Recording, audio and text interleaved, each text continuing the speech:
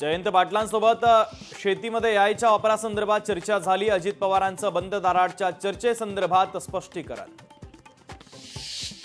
मनसेच्या शिवाजी पार्कवरील गुढीपाडवा मेळाव्याचा मार्ग मोकळा, तर शिवाजी पार्क मैदानासाठी प्रशासनाची परवानगी।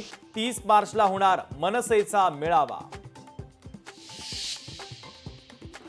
अफवा पसरल्या नागपुरात हिंसेची घटना, हिंसाचार करणाऱ्यांवर कारवाई होणार। हिंसाचारात झालेलं नुकसान आरोपींकडूनच वसूल करणार, अन्यथा त्यांची संपत्ती जप्त, फडणवीसांचा इशारा।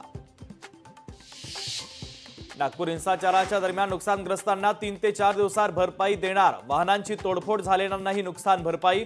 मुख्यमंत्री देवेंद्र फडणवीसांची पत्रकार परिषदेत घोषणा।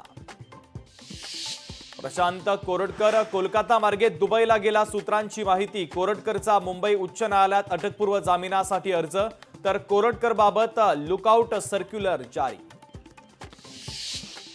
ग्रामविकास मंत्री जयकुमार गोऱ्यांना मागितलेल्या खंडणी प्रकरणी संबंधित संशयित महिलेला 24 मार्चपर्यंत पोलीस कोठडी। 1 कोटीची खंडणी स्वीकारताना महिलेला करण्यात आली होती अटक। कृषी मंत्री माणिकराव कोकाटेंच्या अडचणीमध्ये वाढ, कोकाटेंसह 25 माजी संचालकांना नाशिक जिल्हा बँकेची नोटीस।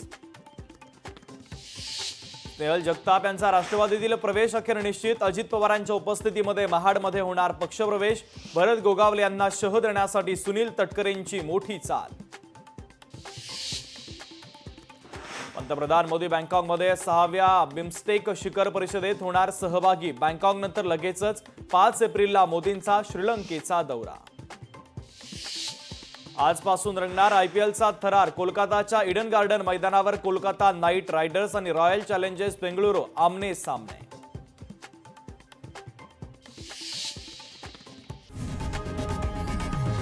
लोकशाही मराठी ऐका, पहा, जागरूक रहा।